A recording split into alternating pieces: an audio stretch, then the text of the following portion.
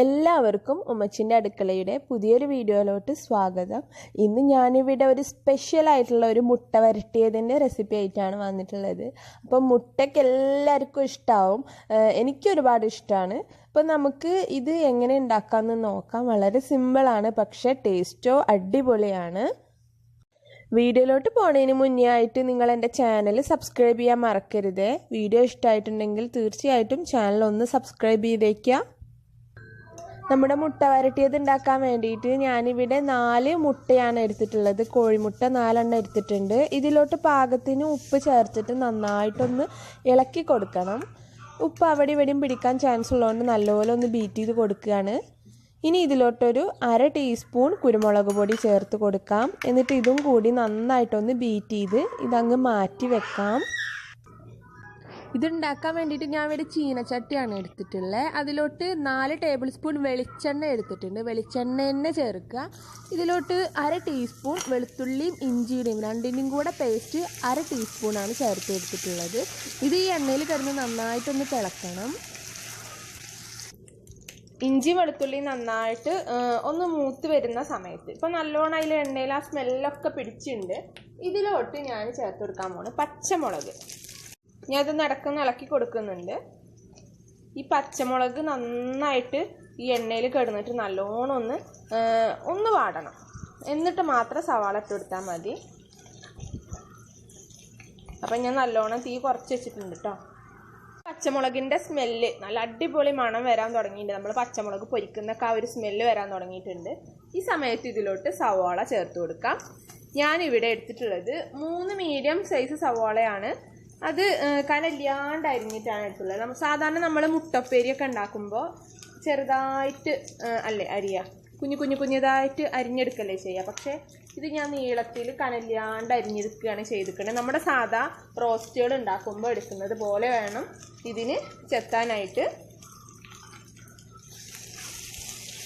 അപ്പോൾ 3 അത്യാവശ്യം വലുപ്പമുള്ള സവാളയാണ് കേട്ടോ. ഇതിപ്പോൾ എന്തിനാ ഇത്ര അധികം എന്ന് വിചാരിക്കേണ്ട. മുട്ട 4 എണ്ണേ ഉള്ളൂ എങ്കിലും ഈ സവാള വാടിക്കഴിഞ്ഞാൽ തീരെ ഉണ്ടാവില്ല. ഇത് നന്നായിട്ടൊന്ന് വാട്ടിയെടുക്കണം. കുറച്ച് ഉപ്പിട്ടെടുക്കാം. കുറച്ചിട്ടെടുത്താൽ മതി, കാരണം മുട്ടയിൽ ഓൾറെഡി ഉപ്പുള്ളതാണ്. സവാള ഇവിടെ നന്നായിട്ട് വാടി വന്നിട്ടുണ്ട് കേട്ടോ. ഇനി ഇത് വെക്കേണ്ട ആവശ്യമൊന്നുമില്ല. അത്യാവശ്യം നന്നായിട്ട് കുഴഞ്ഞ് വന്നിട്ടുണ്ട് കണ്ടോ. നന്നായിട്ട് കൂടിയിട്ട് തന്നെ ഇരിക്കുന്നുണ്ട്. നല്ലോണം എണ്ണയൊക്കെ തെളിഞ്ഞ് നല്ല വൃത്തിയായിട്ട് വന്നിട്ടുണ്ട്. ഇനി ഇതിലോട്ട് 2 തക്കാളി. അതെങ്ങനെയാണ് അരിഞ്ഞിക്കണമെന്ന് വെച്ചാൽ ഇതുപോലെ നമ്മൾ മീൻ കറിക്കൊക്കെ അരിയില്ലേ, അതുപോലെയാണ് അരിഞ്ഞിട്ടുള്ളത്. നമ്മൾ റോസ്റ്റിലേക്കൊക്കെ അരിയുന്നത് പോലെ അരിഞ്ഞിട്ടുള്ളതാണ്. 2 മീഡിയം വലുപ്പമുള്ള തക്കാളി. ഇപ്പോൾ തക്കാളി എന്തിനാ ഇത്ര അധികം ഇടുന്നതെന്ന് വിചാരിക്കുന്നവർക്ക് വേണ്ടിയിട്ട് ഈ തക്കാളി നമ്മൾ മുട്ട ഇപ്പോൾ ഇവിടെ കാക്കൊക്കെ മുട്ട പൊരിക്കുമ്പോൾ എന്നോട് പറയും തക്കാളി കൂടുതൽ ഇടാൻ. ഞാൻ തക്കാളി ഇടാണ്ട് മുട്ട പൊരിച്ചതിന് ഞാൻ ഇക്ക പറഞ്ഞതിന് ശേഷമാണ് തക്കാളി യൂസ് ചെയ്തിട്ട് മുട്ട ഫ്രൈ ചെയ്യാൻ വേണ്ടി തുടങ്ങിയത്. നല്ല ടേസ്റ്റാണ് തക്കാളി മുട്ടയിൽ കൂടുതൽ ഇട്ട് കഴിഞ്ഞാൽ. അപ്പോൾ നിങ്ങൾ ഇങ്ങനെ ഉണ്ടാക്കി നോക്കുക, അപ്പോൾ നിങ്ങൾക്ക് മനസ്സിലാവും ഇതിൻ്റെ ടേസ്റ്റ് എന്താണെന്ന്. അപ്പോൾ 2 മീഡിയം വലുപ്പമുള്ള തക്കാളി തന്നെ എടുത്തിട്ടുണ്ട്. ഇത് നന്നായിട്ടൊന്ന് വഴറ്റിയെടുക്കുക. ഇപ്പോൾ ഇവിടെ തക്കാളി ജസ്റ്റ് ഒന്ന് ഉടഞ്ഞിട്ടുണ്ട്. പക്ഷെ ഉടഞ്ഞാൽ മാത്രം പോരാ, വെന്തിട്ടുണ്ട് തക്കാളി. ആ എണ്ണ ഇങ്ങനെ തെളിഞ്ഞ് വരണം. ഇതാ ഈ ഒരു പൊട്ടലൊക്കെ കുറേയൊക്കെ നിന്നിട്ട് ആ എണ്ണ ഇങ്ങനെ തെളിഞ്ഞ് വരുന്ന ടൈം വരെ നമ്മൾക്ക് ഇത് വഴറ്റിക്കൊണ്ടിരിക്കണം കേട്ടോ. ഇതിലിപ്പോൾ എണ്ണ തെളിഞ്ഞിട്ടുണ്ട്.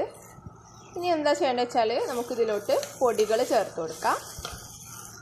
പൊടികളൊന്നുമില്ല കേട്ടോ, കുറച്ചേ ഉള്ളൂ എല്ലാം. അപ്പോൾ ഞാൻ ഫസ്റ്റ് കുരുമുളകാണ് ചേർത്ത് കൊടുക്കുന്നത്. ഒരു 1/2 ടീസ്പൂൺ കുരുമുളക് പൊടി. ഇത് ചേർത്തിട്ട് ഫസ്റ്റ് ജസ്റ്റ് ഒന്നിങ്ങനെ നന്നായിട്ടൊന്ന് വഴറ്റിയെടുക്കുക.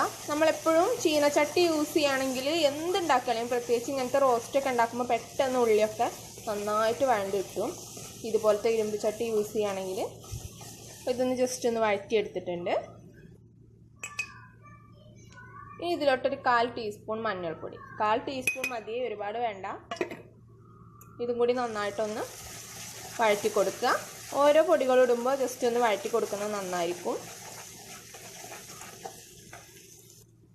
ഈ റോസ്റ്റുകളിൽ പ്രധാനമായിട്ടും ചേർക്കേണ്ട ഒന്നാണ് മല്ലിപ്പൊടി. അപ്പോൾ ഞാനിതൊരു 1/2 ടീസ്പൂണാണ് ചേർക്കുന്നത്. 1/2 ടീസ്പൂൺ മതി. ഇതും നന്നായിട്ടൊന്ന് വഴറ്റിയെടുക്കാം. ജസ്റ്റ് ഒന്ന് ഇളക്കി കൊടുത്താൽ മതി. ഒരുപാട് നേരം വെക്കൊന്നും വേണ്ട, ജസ്റ്റ് ഒന്ന് മിക്സ് ചെയ്ത് കൊടുക്കുക. ഇനി ഇതിലോട്ട് മല്ലിപ്പൊടി എടുത്ത അതേ അളവിൽ 1/2 ടീസ്പൂൺ മുളക് പൊടിയും കൂടെ ചേർക്കുക. എന്നിട്ട് നന്നായിട്ട് ഒന്നുകൂടെ വഴറ്റി കൊടുക്കുക.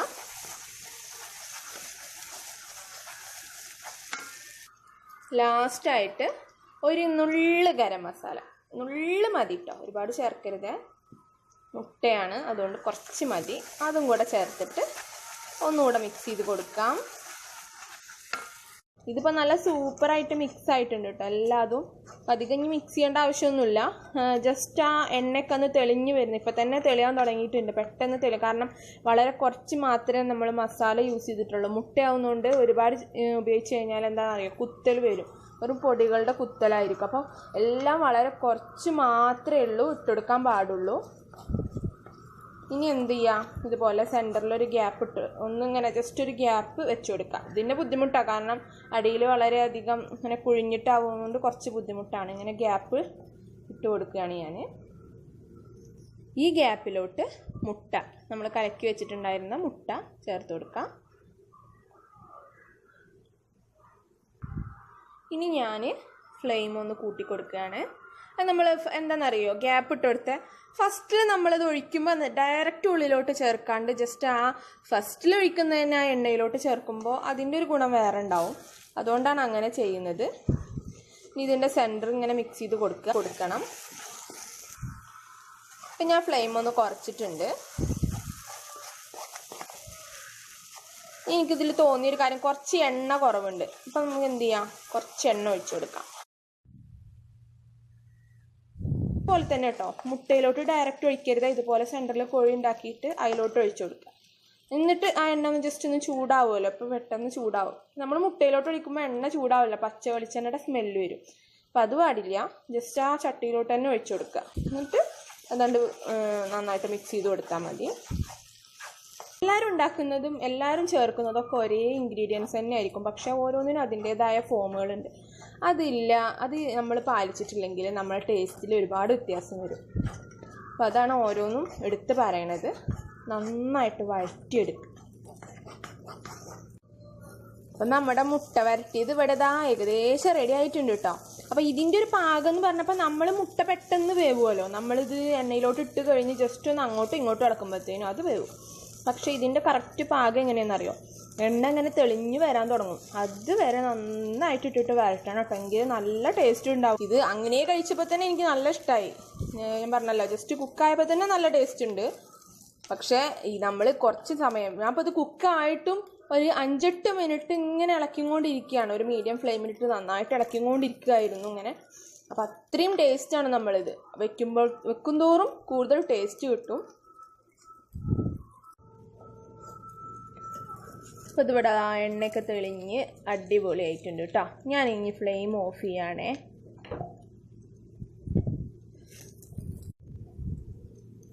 നമ്മുടെ കണ്ടോ, ഇതിൻ്റെ കളർ തന്നെ ഒരു സ്പെഷ്യൽ കളറാണ്. നിങ്ങൾ ഉണ്ടാക്കി നോക്കുക, എനിക്ക് അത്രേ പറയുള്ളൂ. നിങ്ങൾ ഉണ്ടാക്കി നോക്കുമ്പോൾ നിങ്ങൾക്ക് മനസ്സിലാവും ഇതിൻ്റെ ടേസ്റ്റ് എന്താണെന്ന്. ലാസ്റ്റായിട്ട് ഇതാ കുറച്ച് മല്ലിയില കൂടി ഇട്ട് കൊടുക്കുക കേട്ടോ. എൻ്റെ കറിവേപ്പില ഇല്ലാത്തതുകൊണ്ടാണ്, അല്ലെങ്കിൽ ഞാൻ ആ എണ്ണയിലോട്ട് തന്നെ ഇട്ട് കൊടുത്തിരുന്നു. അപ്പം മല്ലിയില ഇട്ട് കൊടുത്താലും മതി, ഒരു കുഴപ്പമില്ല. കണ്ടോ, ഇതിങ്ങനെ മുട്ട ഇങ്ങനെ വേറിട്ട് നിൽക്കുന്ന രീതിയിലായിട്ടുണ്ട്. അങ്ങനെയാണ് കിട്ടേണ്ടത്. അപ്പോൾ ഇത് ജസ്റ്റ് ഒന്ന് മിക്സ് ചെയ്തിട്ട് നമുക്കിനി ഇത് ചൂടോട് കൂടിയിട്ട് തന്നെ സെർവ് ചെയ്യാം. ചപ്പാത്തിയുടെ കൂടെ കഴിക്കാം, ചോറിൻ്റെ കൂടെ കഴിക്കാം, ഏത് അപ്പങ്ങളുടെ കൂടെയൊക്കെ കഴിക്കാം കേട്ടോ. നല്ല ടേസ്റ്റാണ്. പിന്നെ ഒരു കാര്യം പറയാനുള്ളത്, നിങ്ങളിത് ഉണ്ടാക്കി നോക്കി നിങ്ങൾക്ക് ഇഷ്ടമാവുകയാണെങ്കിൽ തീർച്ചയായിട്ടും നിങ്ങൾ നിങ്ങളുടെ ഫാമിലി മെമ്പേഴ്സിനോടൊക്കെ ആയിട്ട് ഷെയർ ചെയ്യുക. പിന്നെ അതുപോലെ ഒരു ലൈക്കൊക്കെ തന്നേക്കുക.